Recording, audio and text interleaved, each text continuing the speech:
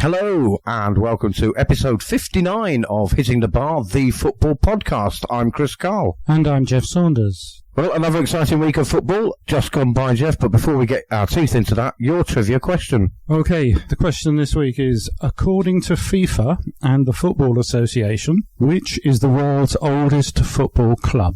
All right, we'll find out all about that at the end of the show. So, Geoff, let's start with your team, West Ham, who got, I think, probably a credible draw against Man City. Sorry, I think you're labouring under a misapprehension there. I think City scraped a draw at West Ham. Well, let's talk about, West Ham now unbeaten in how many is it? 4, 5? Pretty good. West Ham in the top half of the tables, early days. But what do you make? Moyes was back. What do you make of his tactics? Anything changed? No, sadly, nothing's changed, and I do think he just got away with it. If you watch the match, we sat too deep. We invited them on far too much, and their goal was a repeat of the first two Tottenham goals the week before, where a centre forward dropped 10 yards deep and no West Ham player covered him. Until Moyes starts to become attacking, put Hallow on the pitch and start with attacking intent, it isn't really going to get much better. I think City should have won that match, although if we had got that Stonewall penalty, which I cannot understand why it wasn't even sent to VAR, we would have won the match 1-0, but it would have been lucky for Moyes. You have to be honest. Okay, so we think West Ham more of the same. I think we had two games this week where two unbeaten teams lost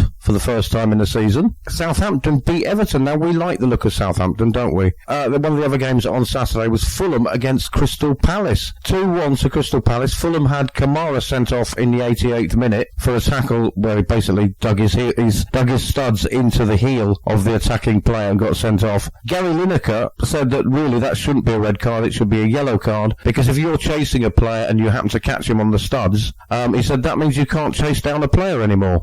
He's absolutely correct if that is what had happened, but it wasn't. You saw the intent from the player to stamp down on his Achilles tendon. That was a red card every day, and there isn't a punishment strong enough for someone who does that. That can end somebody's career. Okay, but nevertheless, Crystal Palace flying high in the league, beating Fulham 2-1 away. I mean, everybody's going to beat Fulham, aren't they? They're done for. Oh, absolutely, and the only surprise in that match was that Palace only got 2 and Fulham managed to score. If you saw Parker's face immediately after the playoff match where they won to go into the Premier League, you'll see what the problem is. He thought, oh my God, this is going to be bad, and it will be. Yeah, he obviously knew that it was going to be a step too far for them, maybe too early. Maybe he wanted another season in the Championship. He'll get it next season. Well, he won't, because he'll be gone. Oh yeah, he won't be there. Good point. The other games on Saturday, Manchester United against Chelsea. Our friend Kirk Blows, is a West Ham fan, and he sat and watched it with myself and David, Honest Dave, who is a Man United fan. From the kick-off right through to the final whistle, Kirk kept saying, and this is now his catchphrase, this has got 0-0 written all over it. Now, considering I don't think we'd had a 0-0 up until then, it was a brave statement to make, but he was right. Yeah, I mean, Lampard set out for nil and got it, and unfortunately affected the attacking half of his team, but it was important for him to show that Chelsea could keep a clean sheet, as they did against Sevilla earlier in the week. He picked pretty much the same team in the same formation and got what he wanted. The problem is much more Solskjaer's. I mean, he's playing at home. You expect them to attack, but Manchester United can't attack. They've shown that all this season. They can break away, they can absorb pressure and break away, but when the team sits back and says, okay, what have you got? The answer is nothing. Yeah, they look pretty toothless, Manchester United, but then Chelsea weren't very impressive either. There was an incident in that, and Frank Lampard was not happy about it. Azpilicueta was hauled to the ground by Harry Maguire. Got form already, on and off the football pitch. It was almost like a bear hug that he pulled the fella to the ground. Lampard said it was a clear penalty. Holding is allowed, but headlocks aren't. Yeah, it was a Stonewall penalty. I defy anybody to look at that and say anything else. And why the referee did not give it, I do not understand. It was the same as the previous week with Pickford's assault on Van Dijk. How can a referee 6 yards away, with a completely clear view of it, not give it, and how can VAR not give it? Again, we think VAR really not up to its job. One thing that I did notice in that game, because United did attack and they had quite a few shots, and Eduardo Mendy, had a blinder of a game. Yeah, he's a good goalkeeper. He was He was picked by Petr Cech, who is now the 4th choice goalkeeper at Chelsea, which does lead you to think, why do you need someone established like him as a 4th choice goalkeeper unless he's like the spy in the camp? He's there at training all the time to tell Abramovich and his assistant Granovskaya what's going on. This is the only thing I can think of. He is fit. He's been playing as goalkeeper for one of the ice hockey teams in the English Ice Hockey League, so his reflexes are up to it, and he's fit. He would certainly be better than Kepa if Mendy was injured. Well, if Mendy gets injured, yeah, they don't want to bring... Because he's going to stay, isn't he now, Mendy, in between the sticks. He did look very good. And he's very young as well, by the way. Petr Cech, not so much. 39, 38. But surely, if he's in the squad, and he's in the Premier League squad, you've got a limited amount of spaces. Does that not say that Kepa's on his way out, then? Well, it certainly says there's no place for you here, son, doesn't it? Whether they can get rid of him or not, I don't know. They're going to have to take a huge loss on him if they want to sell him. They might be able to ship him out on loan for a third of his current wages, maybe. If you're going to lose one of your 25 places in the squad, I mean, they're valuable places. It can only be because Granovskaya wants to know what's happening in training. Yeah, so we think that's he's a spy in the camp. He's management after all, so I'm sure he knows where his loyalties lie. Oh, I'm sure he's been told where his loyalties lie. But that was 0-0 between Man United and Chelsea. They had a very bad run of form, Man United, when they beat PSG last year in the Champions League. Solskjaer said he was pleased that they didn't do that this time, that they managed to get a point. But a point at home against Chelsea or anybody else doesn't really show any change in form for them. I mean, they had a good game against PSG, but they haven't been good in the league. And how many games is it since they won at home? It's 5, is it? I mean, it's unquestionably something very badly wrong at Manchester United. A number of the players have been telling any journalist who will listen that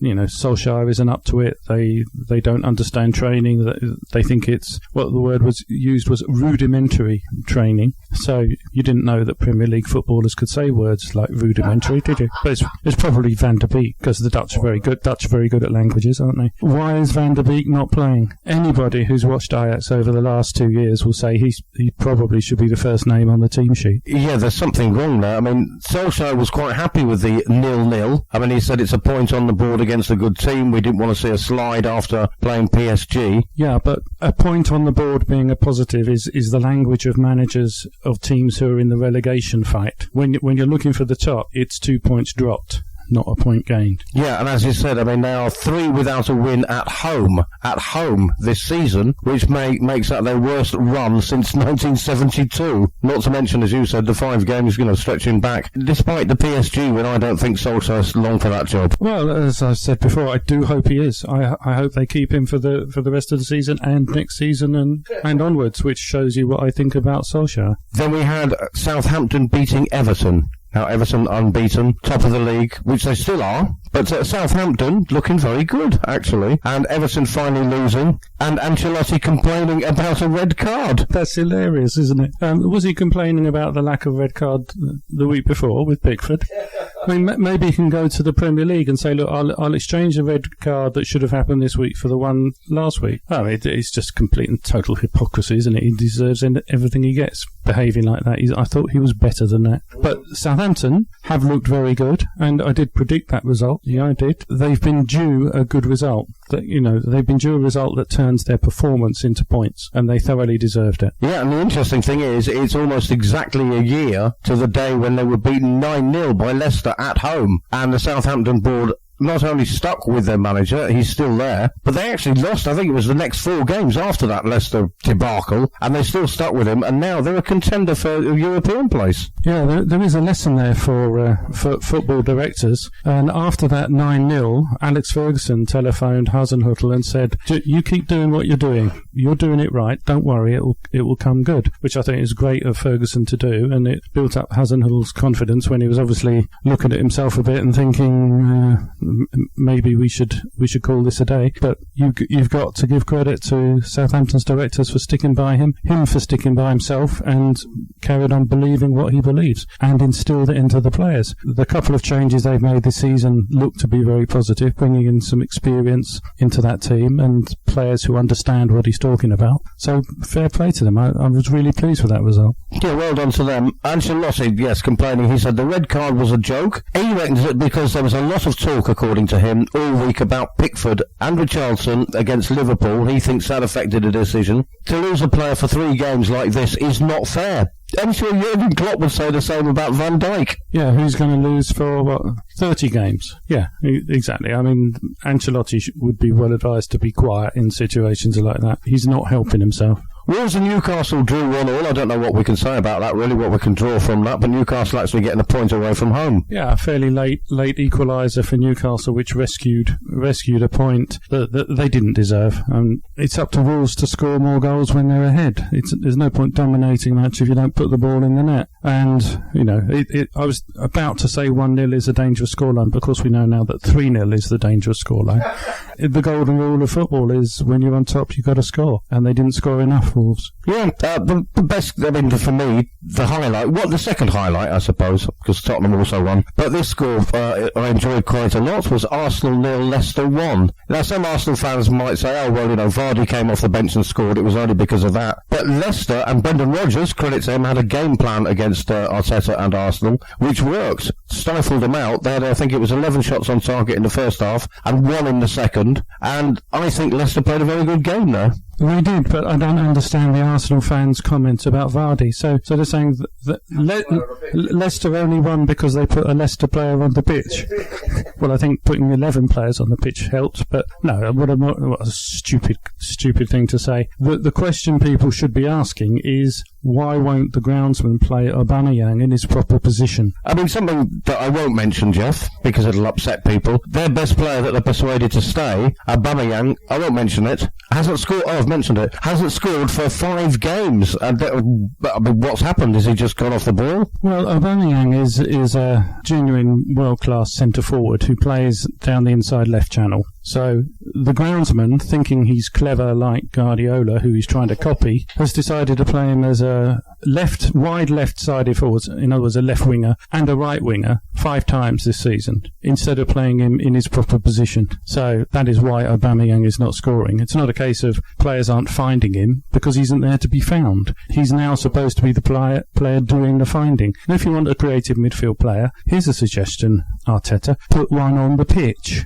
Somebody like, I don't know, Ozil, for example. World-class inside forward who could play those through balls to Aubameyang, which he always used to receive in Dortmund and received for the Wanderers in the past few years, but not now under the genius groundsman. But I do think it's important that you didn't mention that Aubameyang hasn't scored for 5 matches, because that will just upset Arsenal fans. You don't want to mention that. No, I won't mention that Aubameyang hasn't scored in 5 matches. I won't do that. But let's get back to a point you just mentioned there. Mesut Ozil, not only left out of the Europa League squad for Arsenal, but left out of the Premier League squad, which means he can only play for the under-23s. He's sat there on silly money every week. He can only leave at whenever it is, but he's there till at least January now, doing nothing. Great player. A lot of vitriol about him doing that and sitting and getting all this money, and a lot of anti-Arteta and anti-Arsenal board, I suppose, comments as well. So there's both sides of the story. Ozil actually tweeted before the game, "I predict 2-1 to the mighty Gunners," something like that. Good luck, boys. Now, I'm not sure if he was trolling them or honestly supporting them, but he sat there. He said that he thinks he's been unfairly treated, as has his agent. Arteta said his conscience is clear, but why have they done that? Well, that is a mystery, isn't it? One of the journalists last week, one of the ones who doesn't actually do gossip but genuinely speaks to the players, said, and I quote, "Ozil's colleagues felt similarly baffled at his exclusion, which comes at a time when Arsenal lack a creative outlet." See previous comments about Aubameyang. The quote was, "I spoke with at least 5 teammates who say he's training great. Mesut is one of their best players and they cannot understand why he's left out. So it can't be the training. If it's not on the pitch, what are the reasons?" And I think you have to come back to his comments about the Uyghur Muslims as being the reason for it. It's got nothing to do with football. Here is a player they're paying £350,000 a week to, and they desperately need on the pitch, and they won't pick him. Now, the fault of that is 100% Arsenal's fault. Ozil has no fault in this at all, not even 0.1% of it. He's a great player. He should be playing. If you don't want to play him, sell him. Yes, Ozil has come under a lot of stick and pressure from fans and journalists and people in general, going back to those comments about the Muslims in China, going back to him refusing to take what would be a deferred pay cut, I suppose, during the lockdown. But let's not forget he wasn't the only Arsenal player to refuse that deferment. Yeah, he was the one that was picked on, but a lot of them actually refused it. It wasn't just him, there were several of them. He was the one that faced up to all the trolling from everybody over that. He had his reasons, actually, which he explained, and they were quite reasonable. And those reasons have been proven to be true. He said that the reason for doing it was that he didn't believe that it would protect any jobs at the Arsenal, and the Arsenal then went afterwards and made 55 people redundant, so they proved Ozil to be completely right. Yeah, so that's number one, unfair. I mean, I'm not a fan of Ozil. I'm not a fan of Arsenal. Absolutely not. Tottenham fans, so obviously anything bad that happens there, I'm going to enjoy to some extent. But I don't particularly like him. But he is a creative player. He is a highly paid player, and he's a player they probably need. And yet he's being punished for some political commentary, which he and everybody else is entitled to, as long as there's not some sort of horrible far-right extremism coming out. But he's being punished for that, and those comments were a long time ago as well. They were, and don't you think it's a bit rich for a club that's got Visit Rwanda stuck on their shirts to be criticising a player for making a comment about people being murdered in China? Yeah, I mean, his comments were sort of a human rights plea.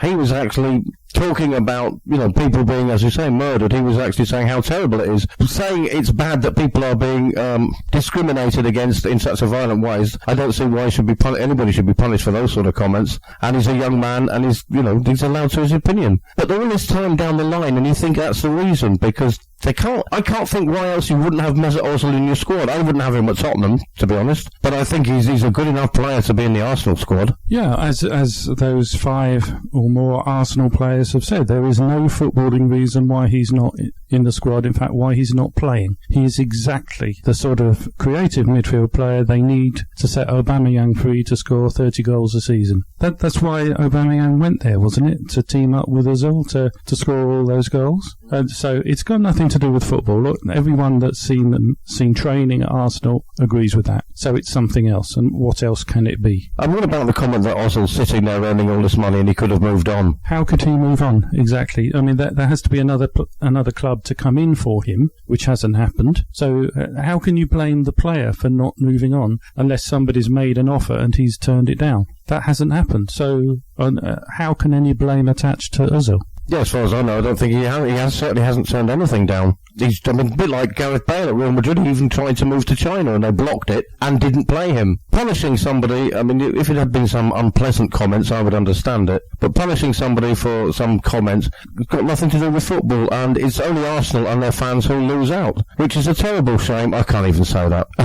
But, so great, fantastic news. That's terrible news for football, really. Then we move on to games from last night. We're recording this on a Tuesday. Brighton against West Brom. Brighton went ahead from some very comical defending from West Brom and an own goal. And then West Brom equalised quite late on to get another point on the board. The other game was from my team Tottenham away at Burnley. Now, I was fearful that we might lose that because Burnley can make playing against them very, very difficult.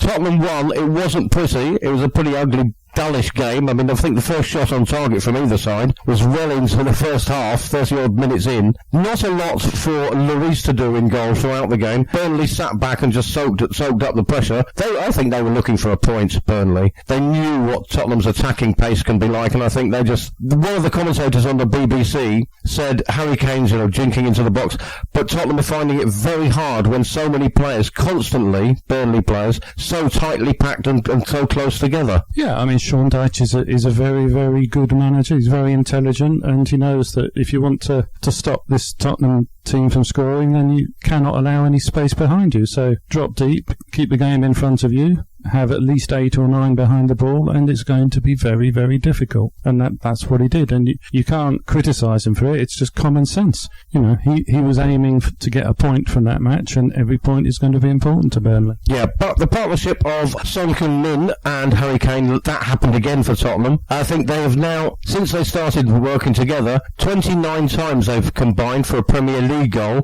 Son is now the division's leading scorer with 8 goals. Something else I will not mention, something else I won't mention is that also on 8 goals is the entire Arsenal team. Yeah, you shouldn't mention that because it might upset the Wanderers fans if you mention that they've only got as many goals as Son Heung-min, which is how many? 8, is it? 8 he's got, and the Wanderers have only got 8. Yeah, don't mention that. No, I won't mention that. Son has got 8 goals, and so has the entire Arsenal team. But again, brilliant play from that pair. I mean, they've got 29.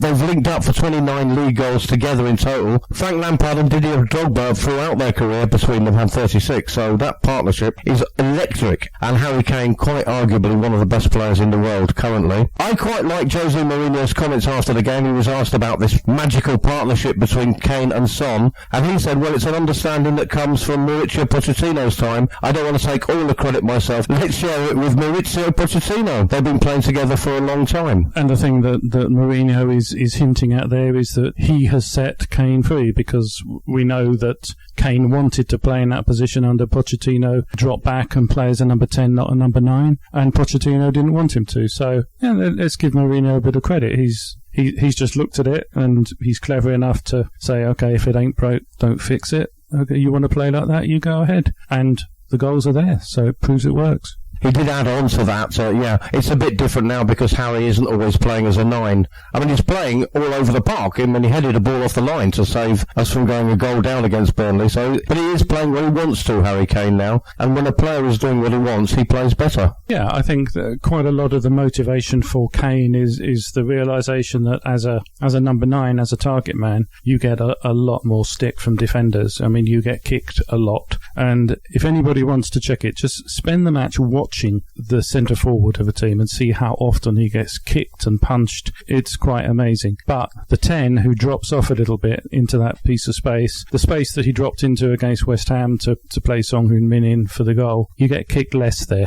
So I think there's an element of Kane thinking, I've taken an awful lot of injuries in the past few years. This is going to prolong my career. Brilliant. So that's Tottenham beating Burnley 1-0 away. Pretty ugly game. But if you look back at previous title winners, it's those games that earn you the victories. Yeah, they haven't got a column in the table that says ugly wins and beautiful wins, do they? It just says 3 points. Yeah, something I do want to mention about title contenders. Gary Neville, throughout that game, constantly we're saying Tottenham aren't going to win the league. They're not going to win the league. Nobody is saying Tottenham are going to win the league. Least of all Tottenham fans. None of us as Tottenham fans are believing that that's going to happen. I think we do dream of finishing in the top 4 and winning the Europa League, which are possible. But I don't think nobody's saying that Tottenham are going to win the league. They're playing beautiful football when they're playing beautiful football, and they're winning ugly when they have to. If they hadn't thrown away the win against West Ham, they would be top of the table. There's only 6 games gone. It doesn't matter.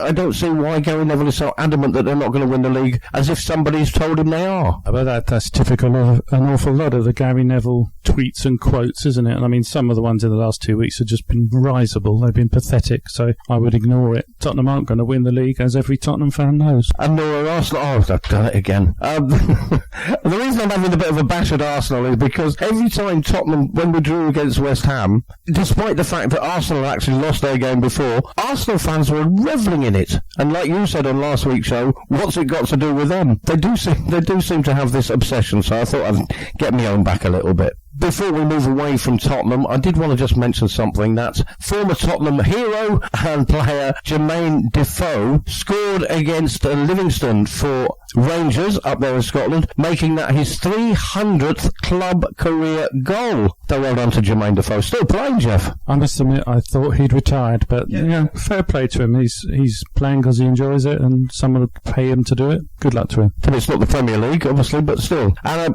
another former Tottenham player, left at the end of last season. Michel Vorm, Dutch goalkeeper, has retired from football at the age of 37. Quite young for a goalkeeper. I'm surprised he's retired that young. But maybe there's injuries there, which are the reason. He was part of the Swansea team that came up from the Championship. He was part of that. He made 15 appearances for the Netherlands, his national team. He's been at Tottenham since 2014 and made a grand total of 48 appearances in all competitions. So quite clearly, I suppose he got to the point where he thought, I'm not going to get him much further with his career, I suppose. But 48 appearances in 6 years is pretty poor. Yeah, it is. And I'm guessing his salary was too high for a number 3 goalkeeper, so maybe that's what's behind it, and nobody else will offer him a contract, which I think is a shame. He's a good goalkeeper. Yeah, good luck to him, whatever he does in the future. Right, there's been a lot of goals. We had 2 3-3s last week. Chelsea and Tottenham throwing away a 3-0 and 3-1 lead. Quite unusual amount of goals going in. It's sort of settled down this weekend with a couple of 1-1s and 0-0s and 2-1s.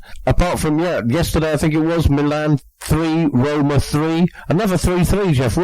We discussed, is it something to do with fans not being in the stadium, but what is it? Well, I think it's got nothing to do with fans not being in the stadium. When you look at the numbers in the Premier League, 3.79 goals per match average recorded this month is unprecedented. The last time football in England was so prolific was 1930-31, when an average of 3.95 goals were scored per game, and I think that might have been the year that they changed the offside law to only 2 behind the ball. So maybe that's why that was so high. Last season's 2019-2020 average was 2.9 goals. Now, I think the reason for it is that the coaches have had much less time with their defenders coaching defences, because forwards need less coaching. It's much more instinctive and creative in what they're doing. Players are taking on average 1.5 fewer shots than last season, but they're scoring in every 6 shots rather than every 9 shots, 30% better. There have already been 5 hat-tricks from Mo Salah, Calvert-Lewin, Son Heung-min, Jamie Vardy and Ollie Watkins. And goalkeepers have gone from saving 70% of shots to saving 59, almost down at the Kepa level. That is, that pattern happens in Germany and Italy as well. But, strangely, not Spain. La Liga has recorded the lowest goals per game in 93 years. So that's completely defying the experience everywhere else. Why? My opinion is that the big girls' blouses in Barcelona are playing so badly. They're not beating opposition 5-0 every week, and that's dragged down the number of goals. But that's the only thing I can think of in Spain. Yeah, it's quite exciting, all these goals going in, but obviously there is a problem with defensive coaches not having that time. You mentioned Barcelona and Real Madrid not playing well. On Saturday we had El Clasico. It wasn't that much of a classic. Between Barcelona, who were at home, against Real Madrid. It ended up Barcelona 1, Real Madrid 3. Ex-Tottenham player Modric's getting a rather good goal late on to make it 3-1. But the headline really for me was Ronald Koeman, who we don't rate very much so far in his career at Barcelona. The headline really is that he said that VAR is only there to be used to make decisions against Barcelona. Well, Ronald Koeman would be very much better advised to concentrate on coaching his football team, wouldn't he? But because that's a load of rubbish. VAR is there to ensure that the big girls' blouses win, not that Barcelona lose. It just happened they're playing each other, so the two things combined. Certainly, it's been a long time since Pepe and Ramos played together as centre-backs. It's been that long since Messi was fouled as much as he was in the first half this weekend. It was savage. Almost every time he got the ball, he was fouled and kicked badly too. Not pushed to the ground. I mean, they were trying to injure him. And why Real Madrid had 11 players on the pitch at half-time, I do not understand. It was savage. Yes, I mean, VAR was probably culpable in that, and it was a little bit unfortunate for Barcelona, but that is papering over the cracks as far as I'm concerned. Barcelona have picked up 7 points from 5 games, 7 out of 15. I don't think you can blame VAR for all of them, although Koeman actually is. Yeah, well, it suits Koeman, doesn't it? Because then you don't have to focus on how bad a manager he is. But all the problems that we talked about for the last 6 months at Barcelona just coming out on the pitch. You're seeing on the pitch the shambles that's behind the scenes. And the more Koeman opens his mouth, the worse it gets. It really does appear to me that they're desperately trying to make Messi leave as the only way that Bartomeu can basically stay out of prison. If this referendum they're having very soon ends up with him being kicked out, which it will do, and he leaves with the amount of debt that Barcelona have got at the moment, he could very easily go to prison. So they desperately need the money from selling Messi because he's the only real tradable asset they've got, and they can forget about 700 million. Nobody's paying that. There is a chance of 200 million from somebody like Manchester City, and I think if you look at the way Koeman has behaved towards Messi, ignoring him, then insulting him, then ignoring and insulting his best mate, and then coming out saying, oh, he's got to play better, etc., etc. Now, if Koeman wanted to win, if he wanted that team to be as good as it could be, surely the first thing you do when you go in there is you sit down with Messi, you put your arm around his shoulder and say, right, how are we going to put this right and win? Tell me what you think, and include him in the as part of the solution instead of saying he's the problem. Yes, I know that you're far from a fan of Jose Mourinho and you don't like the way he rinses out his players in public. You wouldn't imagine Jose Mourinho saying anything bad about Harry Kane. After every match he talks about how sensational he is and how great a player he is and what a lovely person he is. And that would seem to me, if you've got possibly one of the best top 5 players in the world, Messi being the first and Kane being in amongst that 5, you certainly don't do what Koeman said and say he should be playing better. What does he think Messi is going to do differently after hearing that? It's just extraordinary. He's a completely instinctual, creative player, and they all work better when they're feeling confident. You try things when you feel confident because you believe you're going to succeed. When you're not feeling very confident, you try it and it fails, and that happens to every footballer in almost every situation. And Koeman must know that. I cannot believe that he does not know that, which means to me that his behaviour and his treatment of Messi is deliberate. And, we're talking about the best player the world's ever seen here. Just get him on your side. Include him in the solution. It's so obvious. One of the best players ever, let alone best player in the world currently. And I'm going to mention Kane again, but you've got Messi at number 1, you've got Lewandowski, Harry Kane, flair players like this to whom it either comes naturally or they have that footballing brain and that special talent. If he's underperforming, which is what Koeman is saying about Messi, that's not something they can go away and fix on the training ground because it's instinct with Messi and you just let him get on with it. You can't say, right, we're going to work on striking from a distance or we're going to work on shooting from the penalty area. You wouldn't do that with Messi. So if he's not performing well, it's probably because you've treated him badly and you just need to big him up. Yeah, but he hasn't been performing badly. That's the stupid thing. He's still been Barcelona's best player by a distance, and the relationship he's building up with young Fati is wonderful to see. I mean, he was playing him in, they were playing each other in, they were sorting things out, and also Trincao as well on the right hand side. There is an awful lot of promise there, and Xavi when he comes in under the new president is going to enjoy himself immensely, I think. Probably everybody's hoping that'll happen and they can just move on. Will Koeman still be there? You think he'll go? Well, the person who will challenge Bartomeu as president, if Bartomeu stands again after he loses the referendum, has said that he will bring Xavi in as manager. So Koeman is gone. All right, probably a good thing for all round. Before we move on to what's going to be happening, Geoff, so something quickly I want to mention. In light of what Marcus Rashford, MBE, has been doing to feed children on the poverty line for various reasons, Raheem Sterling, Manchester City player, has set up a foundation aimed at helping improve the social mobility of disadvantaged young people. They're probably going to have about 10 million immediately in the foundation from City and his sponsors and himself. And he said, basically, I'm finished with what can happen and what should happen. I'm going to try and do this stuff myself. He said if there's a university they want to go to or football equipment they need, other such things, I want to be a helping hand. This is another young man, and I've seen this too much, that, well, they've got loads of money, they should just pay for all the children to have school meals and all this kind of thing. But there's a lot of people earning a lot of money who aren't doing anything. And Raheem Sterling coming out, like Marcus Rashford, and doing a wonderful thing. Absolutely.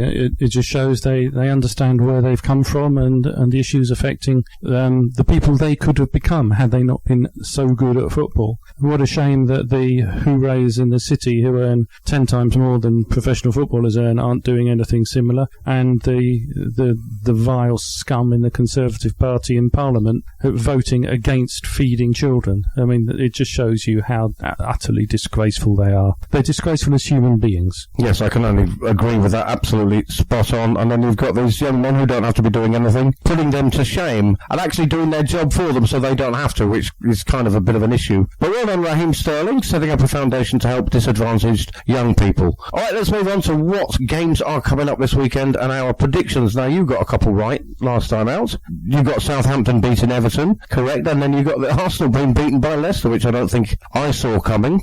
So the game's coming up on Saturday, Sheffield United against Manchester City. Routine for City? Well, I don't think it'll be routine against Sheffield United. They will make it very, very difficult. But City have got to bounce back, haven't they? They've got to win that. So I can't see them keeping a clean sheet, though. So, if West Ham can score against City, then anybody can. So 2-1 to City, I think. Burnley-Chelsea. 2-0 to Chelsea.